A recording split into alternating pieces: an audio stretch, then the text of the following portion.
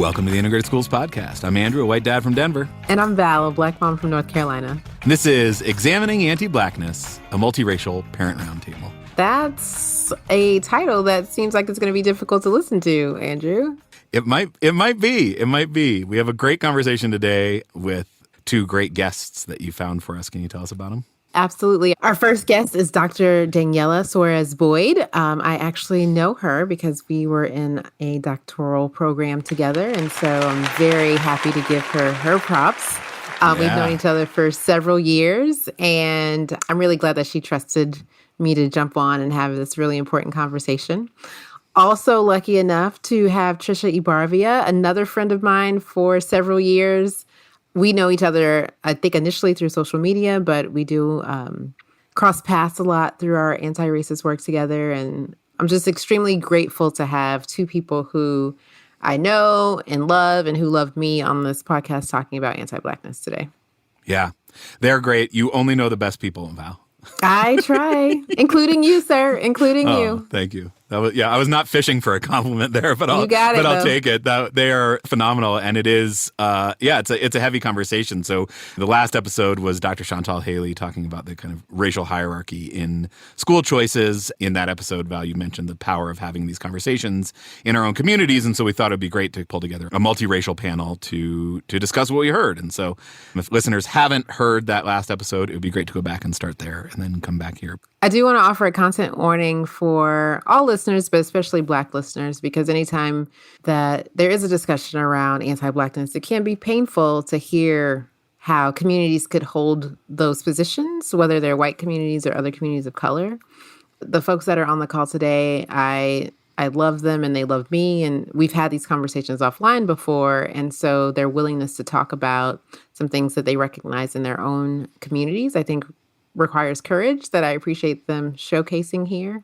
But I definitely want all listeners to know, and especially Black listeners to know, like, we talk about things that that can be painful to hear, because as a Black woman, I love my Blackness. I love my Black children. I love my Black family. And it's hard when other communities don't always see the value in that. And obviously that's not our guest today, but there are others. And so I think just hang with us if you can. If you can't, we understand. But come next time, because we're still trying to do the hard work. I will say we leave hopeful. We don't solve racism this episode, but as always, we leave hopeful. Don't give it away, Val. We got to keep people guessing. Maybe this is the one that we actually do it. You know? This is the one where we actually don't solve racism yet, y'all. So keep coming back.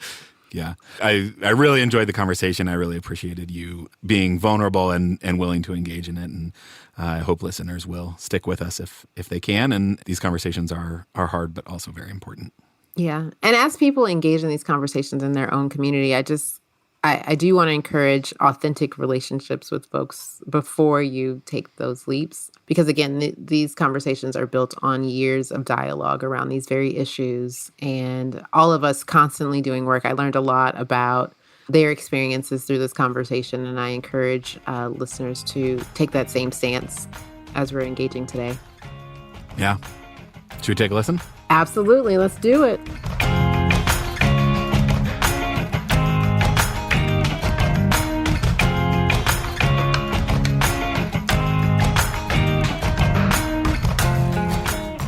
My name is Dr. Daniela Boyd. She, her, ella are my pronouns. I identify as Latina, and I am the daughter of immigrants. I'm a first-generation American.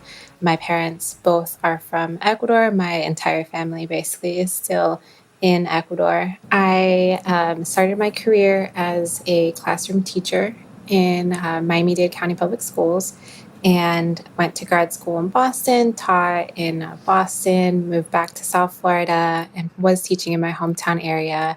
Took a leave of absence once I had my second child almost a year ago. He's almost 1. I'm currently doing some freelance curriculum design work and just being at home, working with my kids. My oldest has an IEP. He's supposed to be in school. I am homeschooling him. So I have a lot of thoughts about school and what ideas we have for kids who are neurodivergent and what that looks like for my own child as well. Your oldest is still pre-kindergarten age. Yeah, he's a preschool age. So he would have been going into preschool in a unit for his neurodivergence. So that was what was recommended for him for his diagnosis. Trisha. Hi, I am Trisha Ibarvia, she, her. I have been a classroom teacher for more than 20 years. I taught at a very large, predominantly white suburban high school, very similar to the high school that I actually went to. And I'm currently the Director of Diversity, Equity, and Inclusion at a small independent school, a Quaker school, actually. I'm not Quaker, but it's been a journey. I racially identify as Asian American and culturally identify as second-generation Filipino. My parents are immigrants from the Philippines. So all of that will probably come into our conversation today because I had so many things I was thinking about when I was listening to the podcast. And are you a parent? Oh, yes, I am a parent. Thank you. I am a parent of 3 boys, 17, 15, and an 11-year-old. So 6th grade, 9th grade, and 11th grade. So, wow. Yes. Well, maybe we can start by just sort of big picture takeaways listening to the Dr. Haley episode. What stuck out at you? Danielle, do you want to go first? I would say that I was not surprised at anything that I heard. I think that the research is very important, but those of us who have lived certain experiences and see certain things, it really isn't surprising. Yeah. That was also my reaction. I wasn't surprised, but I was also disappointed that as an Asian American, I understand, and I'm disappointed that this is how we're showing up. I was really curious as I was listening. And of course, as I was listening, I was making it all about me. And I was thinking, what does this mean in terms of my own experience and how is it reflected? And a question that I kept thinking about was, I wonder if you could even disaggregate the data among Asian Americans further. Like, what does that look like? Like, I wondered how many of these Asian American parents and students, to what extent were they immigrants, children of first-gen immigrants? Because I think that does make a difference. My parents immigrated here, and I always think about how they made choices in terms of my schooling and my brother's schooling. They very much would have reflected. I mean, we moved from an all-Black neighborhood right when I was about to start school into a white suburb about 15 miles away. And they never talked about race or racism, but they were definitely sending a message. We have to go to a good school. And then a good school meant a school with lots of white kids. And in both places, not a lot of Asian kids. So it just made me think about the choices that my parents made, and not in a way that faults them for any of the choices they necessarily made, but like, I always wonder, like, how could they have done better? But then how would they have known better being in this country for 2-3 years before I was born? Yeah, Trisha, I had some questions also about the disaggregating of the data, because I was thinking, based on my experiences, like teaching in Miami, teaching here as a daughter of immigrants, what that split looks like. And then I thought, like, with the Latina community, like intersectionality. So there are Black Latinos. So what does it look like for Black Latinos? What is their experience? What are their thoughts? If you ask them, how would they self-identify? How is that captured in the data? And then just personally, my children are biracial. My husband is Black. I identify as Latina. And so I know that questions of identity are going to be big. You feel like you don't fit into those boxes that are usually put out for this type of data, but neither do immigrants. I was thinking, as I was listening to the podcast, of my own experience feeling like I wasn't enough to fit in here into schools here, into the schooling experience. And so what it looked like to kind of deculture, like to leave your culture behind and to assimilate and let go of some of your own immigrant culture because you feel like you didn't fit in, but then you also weren't immigrant enough to be taken in by like your parents' community because you were born here. And so I wondered about the students, similar to what you were saying, Trisha, was like, how do the students especially identify? Because that does affect your experience in school and then the community that you want to surround yourself with and, the sense of belonging that you want to create for yourself. But also anti-Blackness is just such a global problem that, like, you know, with Latinos, gosh, Latinos can look so many different ways. Our proximity to whiteness, you know, just has so many different benefits. So I was having all of these thoughts about just like labels and how messy they are and how tied to just like colonialism, everything. Even Latinos, and how it excludes like people of indigenous backgrounds who come from like Central and South America, how technically our Haitian brothers and sisters are Latino, but they're not seen that way. And they're like Black. So like, what do you do with that? So I just had a lot of thoughts on that. So I think I understand the not surprised, I think. And I can't ever say that I'm not. I think I'm always surprised. And I don't know why. I think I just don't understand the fullness of anti-Blackness in other communities of color. I think I just don't get it. It just doesn't make sense to me, as I can easily identify white supremacy as the enemy, right? And so I'm always surprised when I hear about anti-Blackness in other communities of color. And I'm thinking about both of your stories and just being born of immigrant parents, just about the global anti-Blackness and how it, you know, your parents were here for a little bit before they decided, oh, we can't align with Black folks because that would put us at a disadvantage. I think the issue with labels is really, I mean, that's real. Racial categories are always tricky, and certainly broad categories like Latinx or Asian American just encompasses such a huge part of the world and so many different people, like I think you were both mentioning. But if you kind of had to guess, if you could imagine what the disaggregated data looks like, what does your gut say would be different about the data if you could disaggregate it? My guess, but I think I will be also disappointed again. My guess is that the longer that Asian Americans have been in this country, in terms of like second, third, fourth generation, my guess and hope is that anti-Blackness would not be as pronounced as when you're someone like my parents or me, like this, you know, first, second generation, new immigrants. And I keep thinking about like my parents' experience. They came here. I'm not sure that I don't know. I've never asked them. Like, had they seen like a Black person even before they came to this country? I don't know. I don't know how many Black people there are in the Philippines. I don't think that many.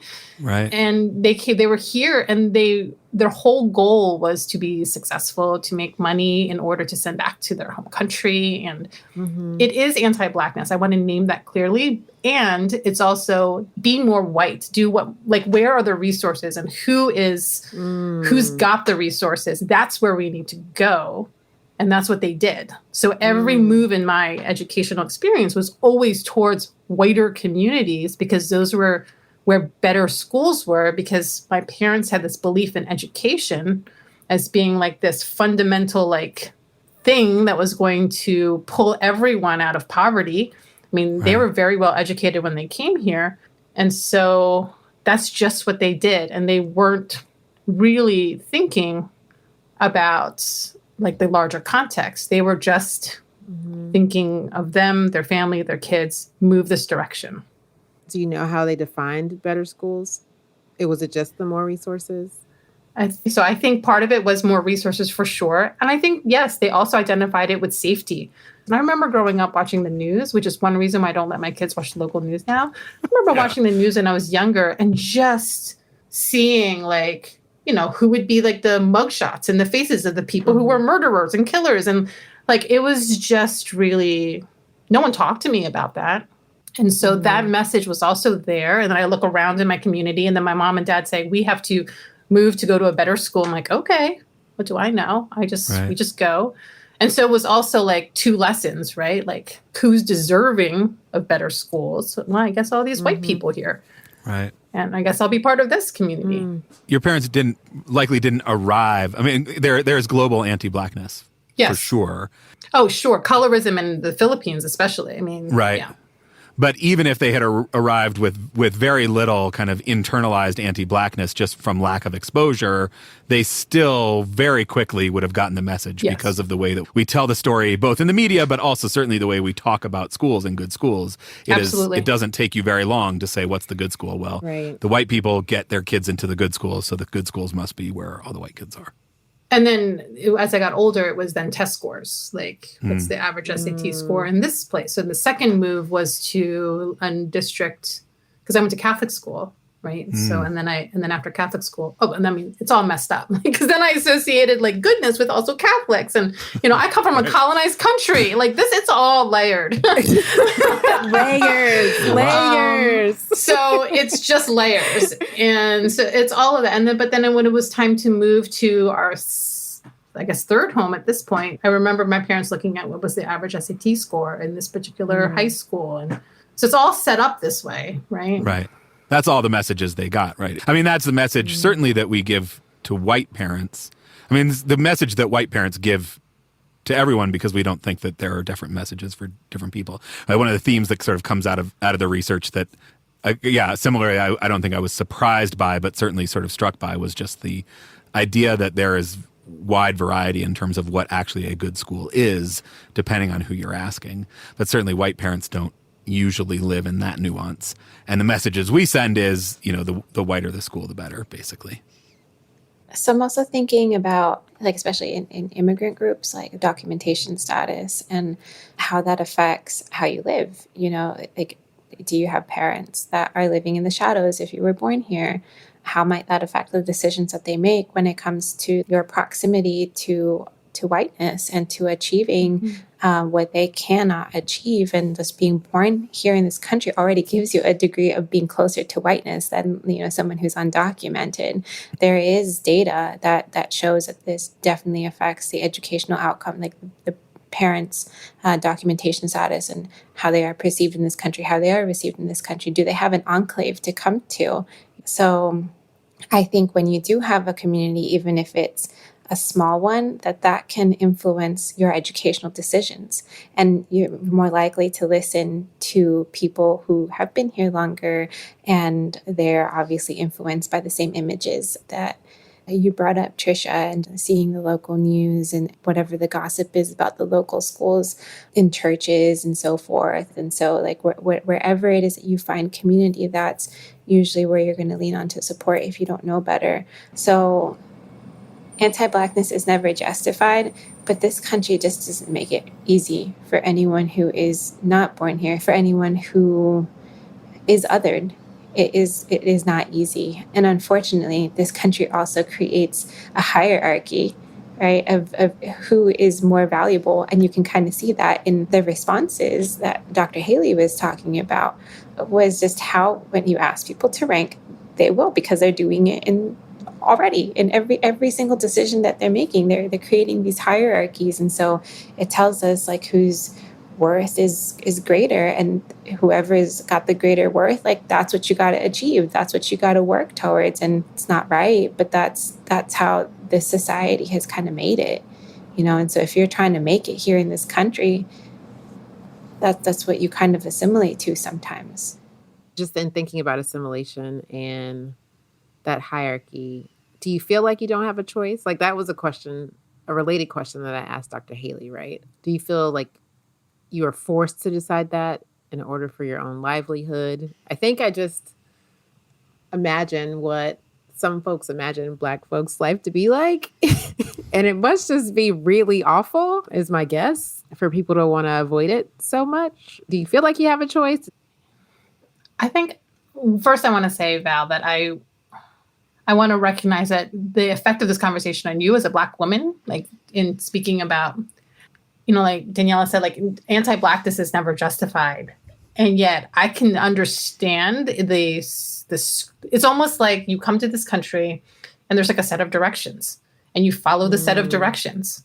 It's everywhere, right? And I think too about the I used to teach Just Mercy, and then Brian Stevenson always says we have to get proximate to others' experiences. And my parents had no ability to be in proximity with Black folks in ways that were truly authentic and meaningful, and to counter these messages that they were getting from like the media, to counter these messages they were getting. I mean, they were looking at the media as their instruction manual, right? Of course. Right. And they were looking at these stereotypes, and they were looking at all of this. So this is like, okay, this must be what it is. And therefore, this must be truth. This must be the truth. And I'm not in relationship with anyone, even though I live in this community. I'm not in relationship with anyone. So this is just how it's going to go. And this is what I will do. And again, it's not justified, but they were in this sense of like, now we have children. Now we're going to go to the place where we think our children will be safe, or where we think our children will be well educated, where we think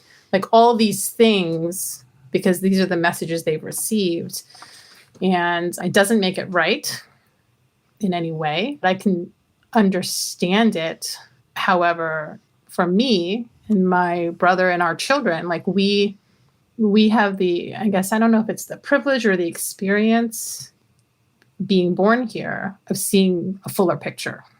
Can you talk a little more about that? It feels like you have rejected those ideas that, and I totally hear you though. It is wrong, and it is very understandable how newly arriving in this country, you would read the instruction manual and think that the instruction manual had something valuable to say, but you seem to have rejected a lot of that. What was it in kind of your background and your history? How'd you find a different instruction manual?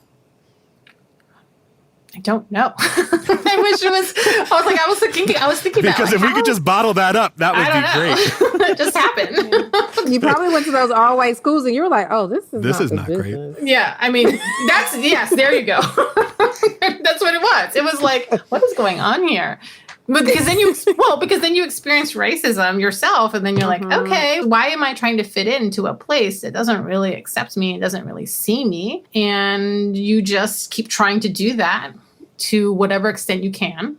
And then you try to figure it out. And then you realize, maybe this white supremacy thing isn't a good thing after all. And then, and maybe I need to think differently about things. And honestly, I think education really, like knowing the full history and continuing to understand and learn history about, the experiences of different people here, it does develop empathy and understanding in a way that it just can't be discounted. And I think about how much learning I'm still doing. And I keep thinking, like, what chance did my parents have? And it's not even like my own social studies education was that great. I mean, it was good, but it wasn't. I mean, there's a lot of stuff missing. And I fell into all the same traps about thinking about, our forefathers and so on. But if that's what I had, what chance do people like my parents have? Right. As adults. Yeah. No, that's tough.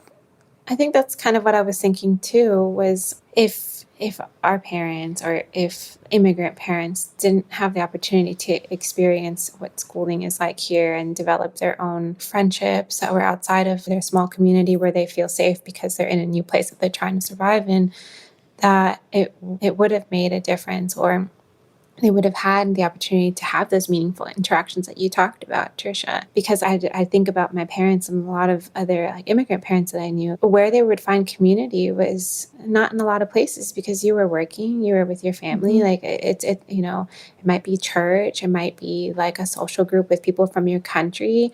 So I think if my parents had a chance to actually go to school here, that maybe they would have had a different outlook. And I think that with us going to school here, I saw them evolve to the point where we chose where we wanted to go to high school. They weren't telling us you have to go to this school, you have to go to that school, you have to do this. We were given the opportunity to kind of choose, and it was on us, and they trusted us. And that was huge. From where they started, they were scared because they just wanted us to be okay and to learn. And then them realizing my kids can do this, they're going to be fine.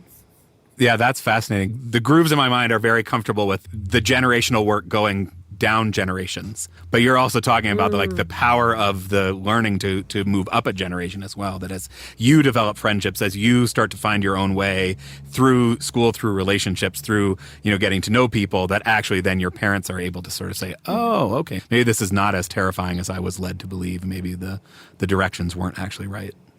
Absolutely. And I mean, my siblings and I went to middle school in a Black neighborhood. And my brother and I went to high school in a Black neighborhood. And, we made all kinds of friends that we wouldn't have otherwise, and that my parents wouldn't have been able to meet otherwise because they didn't have that way of connecting. Like as Spanish speakers, like their only way of socializing was going to church, and that was Spanish speaking. So it's very limited. So we were able to bring that to them. And I think back to a lot of the decisions my parents made, and also like my experience growing up when I think about how I parent and how in an ideal world, I would love for my kids to experience school whenever that happens. Like, and I do think about how I wouldn't want to send them to a school that was all white. I would want them to know all kinds of people. So I do reflect on that a lot. And I even think about it in terms of like where I want to find community. I want them to see people come together. And I don't want to limit my kids. Like I don't want to limit them to a language or to a single identity. I want them to do better than I did. I want them to experience more than I did. I want them to have richer, deeper experiences and like amazing, meaningful friendships like I did, but me being more conscious about like all of these decisions, like it's good and then it's bad because then I overthink things too. Yep. That's a beautiful, beautiful wish for your kids. Well, I'm just thinking about what both of you said, and I think our parents, all of us on the call can relate to, we just want our kids to be okay. Like that is common amongst all of us in every generation. I don't think that changes. And I like to hold on to those places of just commonality and shared humanity, because I think that is what helps make the work of trying to create these spaces that you're describing, Daniela, really worth it. Tricia, when you think about what kind of schools you want for your kids, what comes to mind? I chose to live 2 miles from my parents. Mm-hmm. That's like number one, was to be close to them.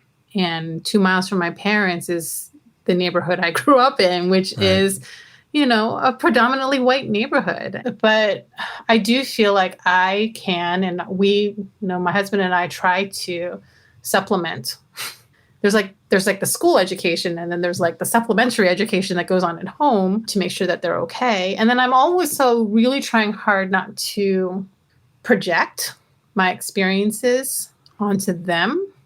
I'll ask, do you feel like, how do you feel about being someone who is, Asian in this? And there's a decent Asian American population, but there's still like, that's the other thing too. When we think about disaggregating data and stuff, Filipinos are not like East Asians, and most of the communities here are Chinese and Korean, and it was like a margin within like this more already marginalized community, and so it's just like I don't really fit in there with them.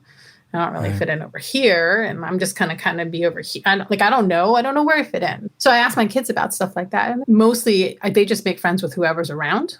Is the way they think of it, and I pay attention to their friend groups and try to see like, how diverse is this group? And I hope that I can model in my friendships what being in community with lots of different folks looks like, and I hope that even the work that I do and, the DEI work and being kind of very open about that is part of that like supplementary education that they're getting about how they can sort of think about their life beyond just the community that they're in.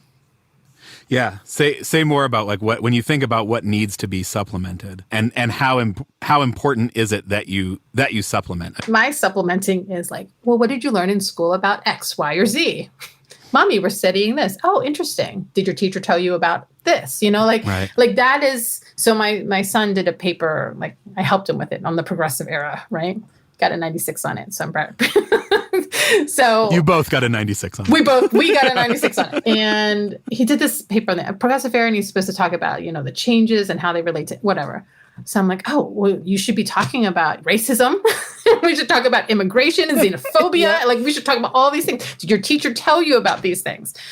No, we talked about suffrage and we talked about antitrust laws and like there was this and that. And I'm like, okay, so like that's part of that supplementing, Those are the places where I'm trying to supplement the narratives that, and he's got pretty decent teachers. I mean, I actually recommended the Teaching Hard History podcast to one of their social studies teacher, and like to this social studies teacher's credit, a white man was like, he followed up with me. We had meetings about what he was learning.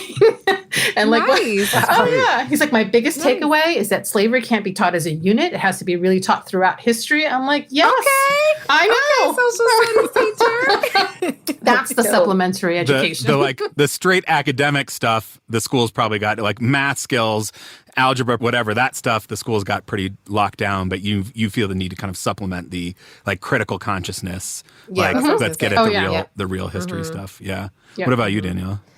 I think this is one of the reasons why I chose not to send my child to school, is because here in Florida, things are not so great in our public schools. And I am afraid that if, my son wanted to take one of his books and it's about like his Blackness and his identity, that someone's going to be offended, and then it becomes a whole ordeal and he will feel like he can't be himself, or he can't share things that he enjoys. So it's something that I am wrestling with. We talk so much about identity here at home. Like, I want them to be secure in their multiple identities. I want them to be proud of their identities. And if they can't be their true selves in school right now, that's an area that I don't know that I'm making the right choice, but it feels like it's the only way that I can still protect my child and like his joy. I don't want people to strip him of his joy. And I feel like a lot of our schools are doing that right now. I feel like, with him being so young, and like my youngest is very young, I would be supplementing a lot about their identities here at home, even if there wasn't this legislation here in Florida, simply because I'm not sure that schools get it right all the time. And especially when they're little, but this is like when they're so impressionable, like I want them to always be secure in who they are and not have someone else define that for them. So I want them to get that from me. I want to be the one to affirm them. I want to be the one to work with them and guide them with that, so that they can go to school in confidence of who they are. A lot of identity talk is about the negatives, like the how are you going to defend yourself, what are you going to do in this situation, and less about joy and like freedom. And so for me, I know that that's my big responsibility here at home with supplementing, is that joy. It's like we celebrate joy every single day. Like my kids will dance up a storm here every single day. And to Cardi B. I've seen the video. To Cardi B, to whomever they want to listen to. Like they both love music. There's like, this is a vibe. Like I feel an affinity to it. And I feel like that is my job as their mom. And as the only non-Black person in this household, like I have to continually celebrate Black joy and help them to dream, because I don't think that our schools are there. Like I want to hope that our schools can get there, but I know right now that they're not there. So that right now at their age, that would be my big like supplementing that I would do here at home. The idea is that like to find a school that is not going to harm him so much that you can continue to affirm his identity at home. That's like the dream that you hope to get to. The idea that a school could actually do that kind of affirming of his own identity feels sort of totally out of reach. For sure that a school would even be allowed to, even if a teacher wanted to. That's depressing. Yeah, for sure. What do you think about supplementing, Val? Similar to both of our guests here, definitely the identity piece. I think about my own schooling, even though I went to predominantly Black schools throughout, there was still lots of supplementing from my family around Black history and Black identity and Black joy. That was always part of our ongoing conversations. I think I did feel affirmed in my predominantly Black schools. And I know we've talked about this before, but if I had to choose between an all-white space where they could possibly get more resources and a space where their identity could be affirmed, I'm choosing the identity affirming space every single time. And I also do the critical consciousness, right? Follow up. Like, okay, let's talk more about that. I remember my daughter brought home this is in second grade, and she was like, yeah, we have to talk about the Pilgrims. And I'm like, the colonists? Oh, like, I'm like, you sure?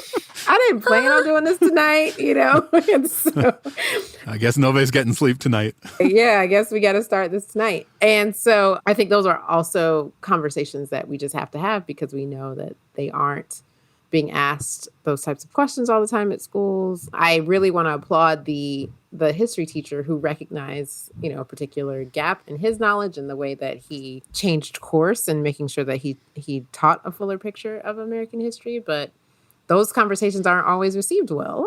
Right. You know, we're like, hey, have you thought about including this perspective? And you get, you know, well, this is the way we do it. Or now you get, I would love to, and I'm afraid I'm going to get sued. Fired, sued, right. Attacked publicly. Yeah, all of that. And so I'm just really thinking about all of the choices that we have to make and the reasoning behind it. And our hopes that like we're making the right decision. Like, I don't know that I am always making the right decision, right? And I think that's all of us here. I mean, to Lynn Posey Maddox's point from that piece that Dr. Haley mentioned, for Black parents, there is no right choice. So it's like, what's the least bad option? I want everybody to know I'm making a weird face because I don't know how to follow up with that. Like, and I am like feeling hopeful because my kids are on the other side of like schooling, right? Like, I have 4 years for one and 5 years for another. And I'm like, okay, I think we can make it. They are strong thinkers, strong critical thinkers. They are proud of who they are as young people.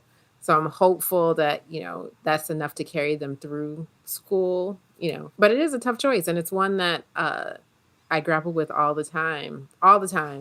And the decisions that we make in terms of, I'm thinking about your parents' choice, like where to live to make sure that happens, and where to hang out in social groups to make sure that it's supplemented in the way that they need. That's all just constantly on my mind. And I hope I'm doing it right. And Andrew, I'm curious about if white folks feel there's a need to supplement and what that looks like. So I think there's something about, like, we all hope that we're doing it right. We all hope that, and there's no way to know. Like, you don't get to run it back and try it a different way and see how it plays out. And there's something so kind of terrifying about that. And I think that that's part of what leads to like all the messages, Trisha, that your parents got was like, this is. Here it is. It's not actually as complicated as you think it is. Just like go to the good school. Go to the school with the high SAT scores, or go to the school that's like rated blue. You know, like, let me take this pressure off of your back and you can feel like you're doing the right thing. And so I think for white parents, we are never called to ask the other side of that question. Right? Like we never have to think about like their identity being for like all these things that the three of you are grappling with in terms of like, what am I giving my kids? We don't ask white parents to think about that. And we just say, you know, what are you supposed to do? You're supposed to move to a place with good schools, right? And white parents aren't ever asked to kind of grapple with the other side of like, what does it mean to my kid's identity? But when I hear the three of you talk about what you do for your kids outside of school, it's the same thing that I do for my kids out of school, right? Like the things that I worry about is like, what kind of like critical consciousness are they developing? What sort of understanding of these same things? You know, if they're talking about pilgrims, like, are they understanding that in the context of colonization? Those are the same things that I feel like my kids need if they are going to grow up to be, you know, decent human beings. Mm-hmm. It's interesting because I think we're currently in a moment where there are a lot of white parents who are wondering about how their children's identity is being nurtured in schools. And I think there's a different kind of supplementary education that a lot of white folks are doing right now with their kids. Indeed. And it's interesting to think about the ways in which in the last couple years with all of these, you know, anti-CRT bills, a lot of white folks who are being challenged to think about how all of these, one of the bills is like, nothing to make white kids feel bad. Like, right. That's Florida. That's Florida. Yeah, that's right. That's so, Florida. That's essentially like grappling with how are my children's identities being affirmed? They're not, because now you're talking about all this racism stuff, and I don't want that. And so I think even when I was teaching, there were parents who, and I think this is what's happening right now, there is this kind of other supplementary education that's happening in some white folks' home around well, your teacher says this, but all those teachers are just liberals and they're just trying to indoctrinate you. But here's the real story. And then they're supplementing with their own. And it really, I think, shows or reveals a lack of true understanding for the experiences of people who've been always historically marginalized in this country. Mm-hmm. I think we all initially can understand, and I'm sure I certainly brought into it as well, like, I need to go to where the good schools are. But as soon as my child gets there and I see like that lack of joy, that spark in their eyes that Daniela talks about, I'm like, oh, I have to change all of this completely. And so I think we are susceptible to that narrative. Like, this is what a good school is. This is what it looks like. I don't know how many options I had for a high school choice, but I walked to my high school, it's a neighboring high school, and I ended up loving it, right? And it was also surrounded by barbed wire fence. But I just thought all schools were like that. I don't know, right? So I think we project those fears onto our young people. There's no reason why we can't tell our young people, hey, this is going to be a great school. You're going to have a great experience. You're going to have some great teachers and some terrible teachers, because we know that at the top schools, they are not all great teachers. Right. And so there's going to be great teachers at all of these schools, and there's going to be great opportunity, and people come out of every type of school and do well. And so we project that onto our young people. And that's unfortunate, because that's how we can continue to perpetuate like these ideas.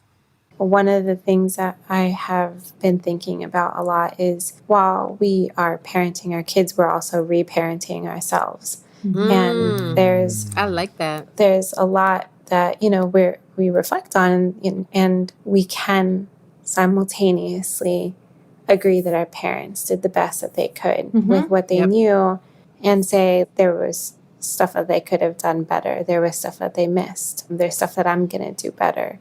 And it doesn't mean that we can't appreciate, right, what they tried to do for us or their intentions. But by us trying to do better, it also means trying to get them to see the better now in their grandkids and their great grandkids. And that's something that does give me hope. Like, my parents, like, I saw some change in them even as I was going into like high school and so forth, just them having other experiences that they didn't have. But now, even with their own grandkids, and like seeing me as a mother and the conscious decisions that I am making, and us being like having these conversations, like, these are conversations that are not fun to have, but they're important, and they're part of the reparenting process as well. And so I do have hope. I do have hope for our kids, because we know better, and we're going to continue to seek out knowledge, and we're going to continue to seek out different perspectives, and also challenge ourselves. Like, I think our kids will be better for it. And I do think that despite any legislation or anything that's being thrown their way,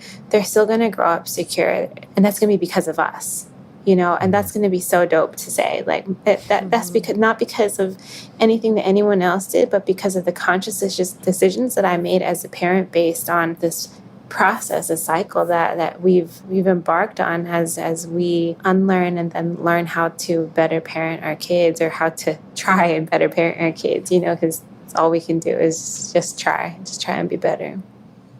That was super hopeful. For real. The power of kind of the bidirectionality of that feels really important to me too, because it is reshaping your parents' ideas, which means that our kids at some point will help reshape our ideas. And the generational work goes in multiple directions. Yeah, I think that feels hopeful, because the kind of ripple effects are there. And it makes the importance of being thoughtful, of bringing critical consciousness to your decisions as a parent, makes the stakes feel even higher on that, because you have the ability to kind of ripple in both directions generationally. That feels really powerful. I'm just curious, do either of you feel responsible to have these conversations within your communities? I think that it's especially important in the Latinx community to have these conversations. Like, gosh, anti-Blackness is so deep in the Latinx community. And I don't want to put people in monolith, and I don't want to like speak for anybody, but I see it a lot across generations. And that's just telling me, like, because some people aren't being challenged in a certain way, or because they might not know better, or they don't know, and haven't been put in a position where they can hear other perspectives. Like, I do like personally feel responsible, like, whenever I can talk about it to someone who identifies, similarly to me, that we might be able to connect that way. I do make it my mission, especially people who've grown up very similar to me. I feel like we need to have these conversations. And if someone doesn't initiate it, you don't know what opportunity you'd be missing. When I was teaching, I was an advisor for the Asian American Culture Club. And so I think I could see so many of the same patterns just repeating themselves. And so like really trying to help a lot of the AAPI kids work through that. I always think about how like my parents, their identities, I mean, not that identity is a static thing, but like their identity in their youth was really formed in a place where they weren't different. Like at least where they didn't have a racial identity. And so I think about how that might have been a foundation that they could rely on when they got here. Whereas their children don't have, I don't have the experience of being in the racial majority ever anywhere. Ever. I just don't have that experience. I don't have any idea what that's like. And I remember going to the Philippines when I was young and thinking like, whoa, like this whole country is filled with people who look like me. My parents didn't know what they were doing, you know, they just tried their best. And so that's the same kind of tension that I think a lot of AAPI students feel. And I could see it happening. And I could see the ways in which they were really falling for this cycle of like white supremacy and achievement culture and, you know, high expectations and this. And it's just, you could see it. And I was like, what can I do? And how can I support in a way that counters that narrative? Right. Mm-hmm. And I think a hopeful thing is this, is like, you know, growing up, and I watched my parents work really hard, even when they weren't at work, but even at home. Mm-hmm. And then, of course, we know like this work ethic and achievement culture and productivity and perfectionism is all wrapped up in white supremacy. And then, you know, last year at some point, my mom said to me, work is not life. And like my mom doesn't have like language around white supremacy culture. She's not red, white, fragile. She's like not any of this stuff. And like what she was offering was a counter narrative to white supremacy. Work is not life, she said to me. And you have to do something like different. And I like to think that, you know, with time and age and experience and being in this country longer and having more authentic and meaningful relationships with different types of people and seeing their children have other types of relationships, like I think that has, you know, softened them. Yeah.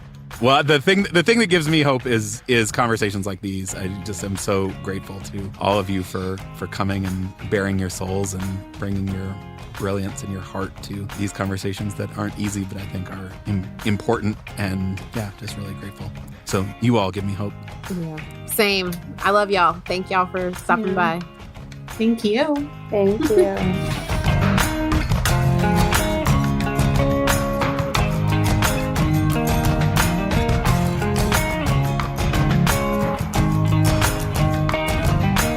So, Val, what did you think? Man,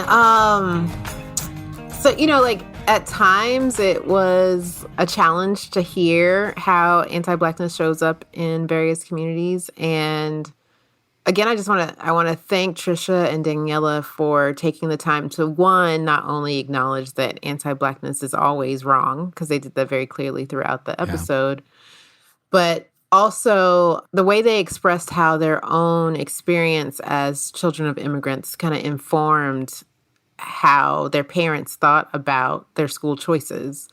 That really stood out to me. My experience has been one where I think because of my family's lineage, I have seen the opportunities of America through like a second-class citizenship. One that wasn't always readily accessible to me without some type of fighting, right? Whether it's having access to school, having financial opportunities, having the right to vote. Right. And so it's interesting that just globally, there's still the narrative that you can automatically do better for your family in immigrating to the United States. And in that, you learn through the media primarily that it's probably not a good idea to align with Blackness in doing that. And so immigrants who are rightly coming here for additional opportunities are faced with the idea of like, how do I get the best opportunity? And the clearest message is, I don't align with Blackness. right? Distance myself from Blackness. Get as close to whiteness as possible. That is the answer to doing that, right? One thing that I could easily understand throughout the episode is Daniela and Trisha's parents trying to do what was very best for their families and their children. I think, again, we can all agree that that's what we're all trying to do. Right. And so I don't fault them for doing what they thought was best for their families. And one thing I loved is the way, as children and young adults and older adults, Daniela and Trisha talks about the impact on their own parents in this quest for a multiracial society that we're all looking forward to. Yeah. One of the challenges of all these kind of conversations is the nuances, being able to hold two things at once, because they both acknowledge that anti-Blackness is wrong. Like you said, they both very clearly state that it's always wrong. And they both have a lot of grace and compassion for the messages that their parents received as soon as they arrived. And that, the problem is white supremacy.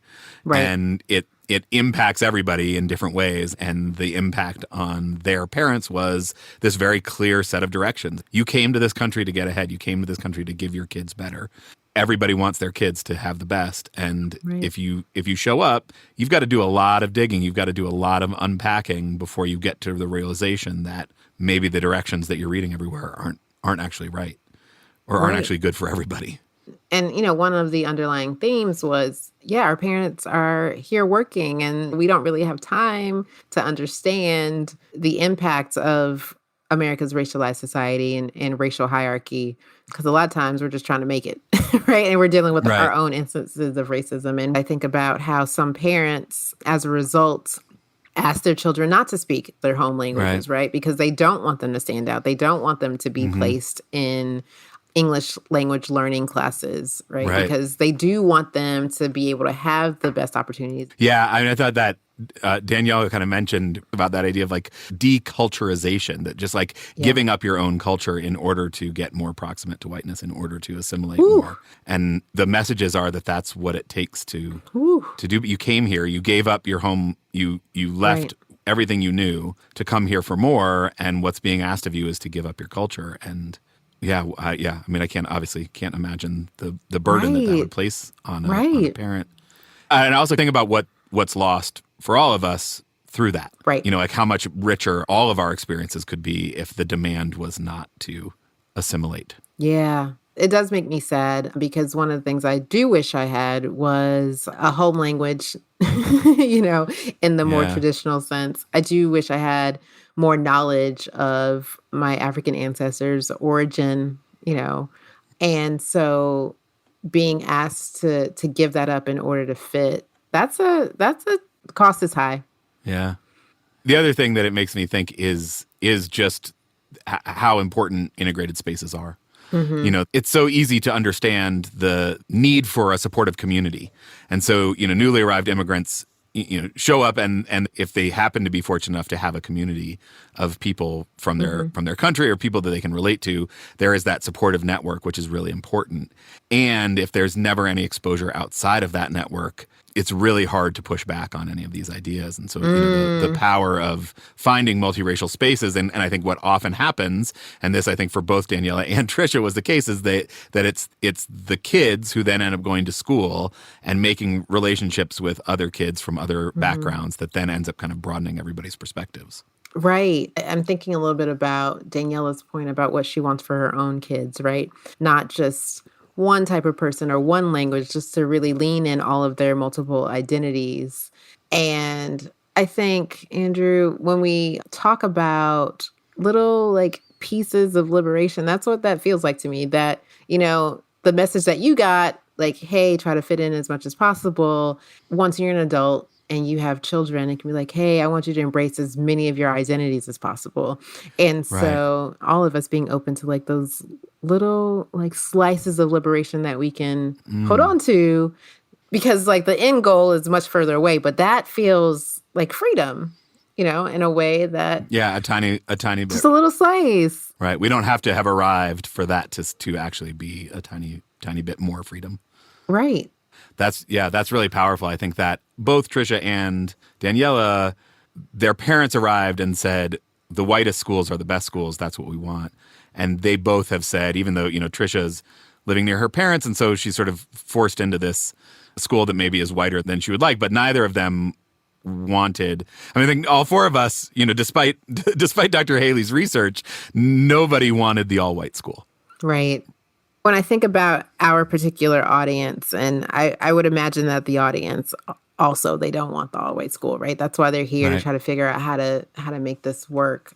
The truth is some folks do want the all-white school. And so I'm wondering about how we can, like in conversations like we just had, this multiracial roundtable here, how we can continue to promote within our own communities and across communities about the power of these integrated spaces. So, when I asked about the responsibility, do they feel a sense of responsibility to have these conversations with their own community? I was just really grateful to hear that they are continuing these conversations. Yeah. And anti-Blackness shows up in all of our communities. Mine, yours, right, theirs, right? Like it's literally in all of them. And so how do we continue this conversation with our own communities and then also make sure we spend the time talking to one another about how that's going?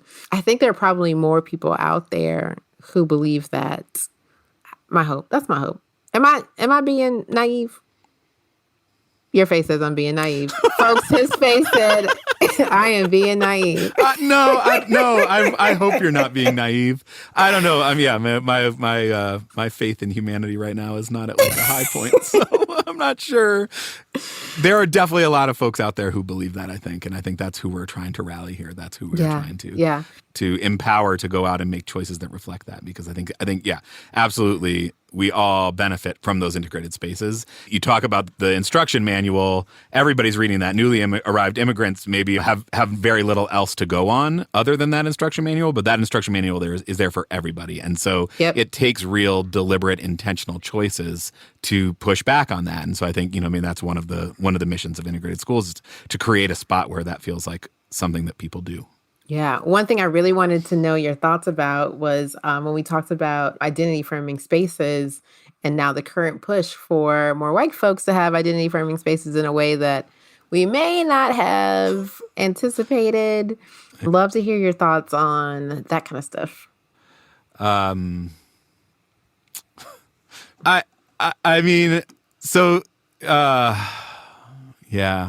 There's I'm giving him the sipping tea face now. Let me hear this one.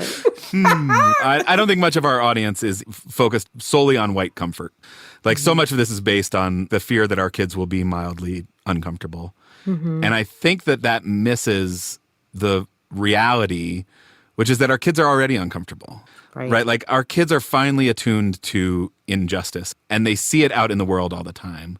And I just don't believe that the best thing for their well-being is to pretend that it doesn't exist. Mm-hmm. I think that we both underestimate our kids' ability to, wrap their minds around some of these concepts in a way that is not damaging to themselves. But I think we also underestimate the harm that it does to keep telling our kids this lie that we live in a meritocracy, to keep telling our kids this lie that everyone has equal opportunity when they look out at the world and they don't see that that's the way the world actually works. I think that they internalize that and either they're given an outlet to be able to process it and talk about it. And so hopefully that's what I try to create in my home is the opportunity for them to say out loud, like, hang on, something doesn't feel right about this. And I definitely don't always do it well. I definitely don't capture every moment that I can of that. And I, that's like a constant struggle, but feels really important. Or we tell kids like, you don't have to feel bad. Mm-hmm. But I don't think you can internalize not feeling bad without also internalizing anti-Blackness. Yeah. Like you can't not be uncomfortable unless you internalize something like deeply, innately inferior about people who aren't white. Just in listening to you right now, I feel the need to say out loud that anti-Blackness, I just need Black people to hear, like, it's not you, right? It's not your Blackness that is a problem, right? And so Black folks, like, your Black is beautiful. I'm super proud of mine. The fact that people are anti-Black has nothing to do with your beauty and your strength and your intelligence. And I think that is something that can get lost in even having a really honest conversation about what anti-Blackness means, right? Because the assumption is that it's like a bad thing, right? Right. And it's not. Thank you for saying that. And not to be glib, but like, it's not you, it's me, right? Like, it is not the Blackness that is the problem. It is like our own relationship. And we, this is not the time or the place to, but like, I do think it is sort of tied to this kind of unhealed racial trauma that white folks have that we have to deal with in ourselves. That is the root of the problem. Yeah. I don't need you to hold that. I'm not. You don't need to get into the weeds on that. I'm not gonna hold that. That sounds heavy. To your point, like, that's the power of segregated spaces as well, of being able to go back and forth, of being able to have white spaces where white folks can talk about our unhealed racial trauma and come back together and have these productive multiracial conversations as well. Yeah. The conversation was difficult, but I felt power in being in the space for us where we could talk about it. I think throughout the conversation, I felt, and again, I already love these people, but certainly I hope listeners feel growing like empathy and connection with folks that they may not have felt before. I don't know how many of our listeners have engaged in a conversation like we just did. And I hope people hear and feel the beauty of that connection, right? And it's never, for me, about like blaming folks who are sharing these experiences that they grew up with, because I feel like we're all trying to get there, at least the ones who are coming on this show, right? We're all trying to get there. And as we unpack these things that are keeping us from getting there, like, we're putting down those bags and we're able to move forward together. That's huge to me. Yeah, I sort of had a moment near the end, sort of like, I can't really believe that I get to be in the middle of this conversation. Yeah. Just such brilliance and such heart and such love. And particularly, I think, for you to bring so much of yourself to it and be willing to be in relationship and engage in the conversation. Certainly, I can only imagine the difficulty of it, but I hope that the kind of promise of it certainly deepens my own commitment to fighting anti-Blackness. It is that proximity. It is the coming closer and being in relationship and finding shared humanity that makes it seem even more ridiculous. Like, it's dumb. Anti-Blackness is dumb. It is dumb. And I feel very clear on white supremacy being the enemy, right? Yeah. And so as we're all trying to shed the impacts of that on our own lives, and we're working through that, and we recognize that to be the enemy, then I believe we can move forward. I do. I am hopeful. I am hopeful after this episode. Did we just solve racism? I think so. I don't think so. I'm not all the way. It's like a little bit solved, so you definitely have to come back next time to get it the rest of the way solved next episode. What would help us get racism the rest of the way solved is if you joined our Patreon, patreon.com/integrated schools. It's a very small commitment of money every month to solve racism, which I feel like you're not down for that. Like, there's something wrong with you, right? So there's clearly something wrong with you. You don't want to solve racism. You got to come over to Patreon and help support. Andrew, as always, I want to thank you for allowing me to be in community with you and with the listeners. Listeners, I want to encourage you to just keep listening and share, invite others to be a part of the conversation. That's right. Well, yeah, it's a privilege to be in this with you, Val. So I try to know better and do better. Until next time.